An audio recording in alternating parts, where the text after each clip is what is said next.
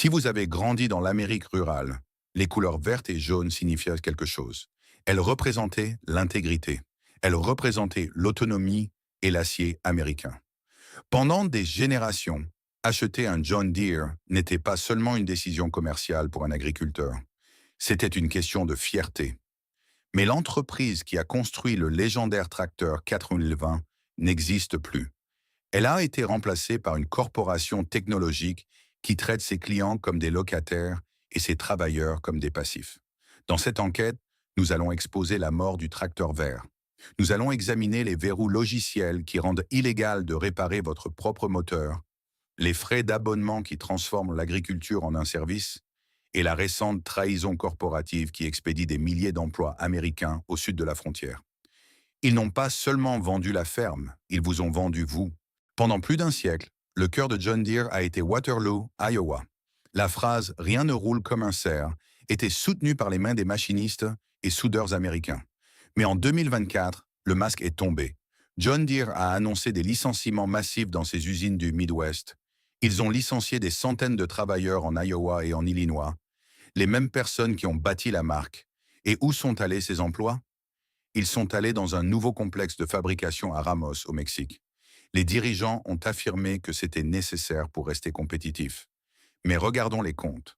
En 2023, John Deere a déclaré un bénéfice net de plus de 10 milliards de dollars. Ils ne perdaient même pas d'argent.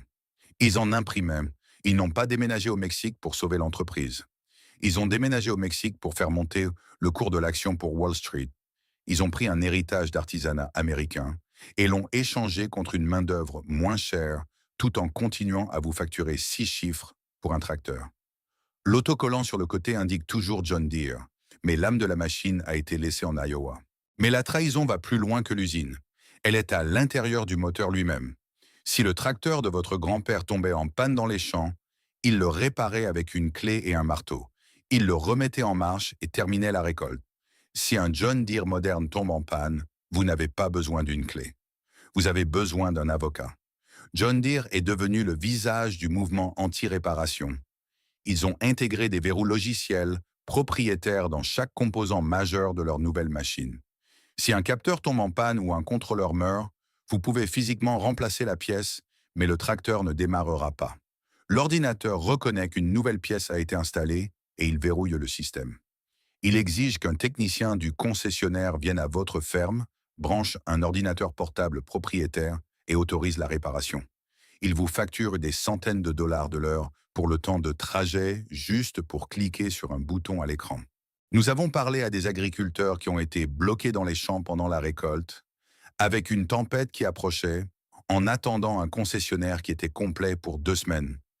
Ils ont regardé leur récolte pourrir, non pas parce que la machine était cassée, mais parce que le logiciel refusait de les laisser travailler. C'est devenu si grave que les agriculteurs américains achètent des firmware piratés en Ukraine, juste pour contourner les verrous sur les tracteurs qu'ils possèdent. Pensez-y, vous payez un demi-million de dollars pour une machine et vous devez la pirater juste pour changer un capteur. Ce n'est pas de la propriété, c'est du servage.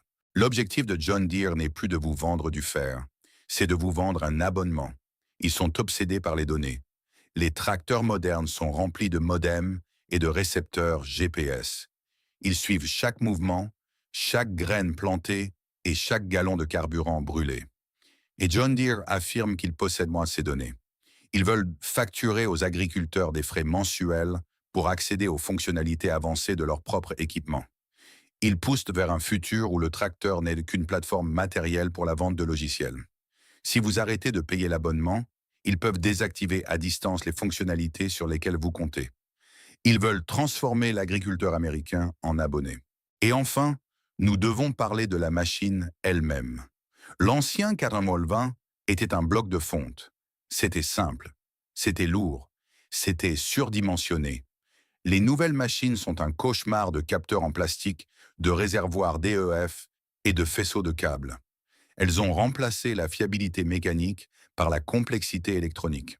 Un tracteur moderne a plus de lignes de code que la navette spatiale et chaque ligne de code est un point de défaillance potentiel. Les panneaux en plastique se fissurent, les écrans se délaminent, les capteurs tombent en panne dans la poussière et la chaleur.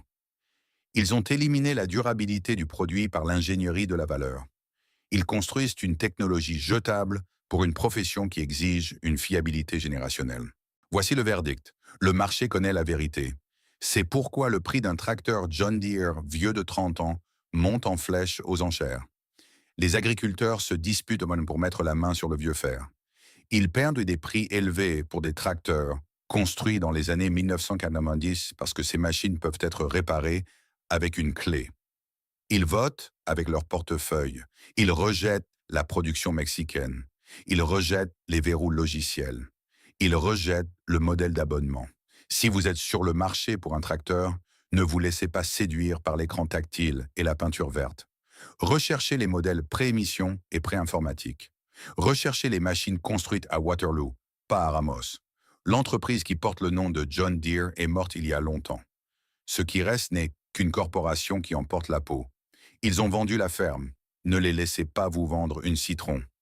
Si cette enquête a changé votre façon de voir les machines vertes dans les champs, veuillez vous abonner et aimer la chaîne. Nous mettons au jour l'histoire corporative qu'ils ont essayé d'enterrer. Défendez la propriété. La prochaine plongée en profondeur arrive bientôt.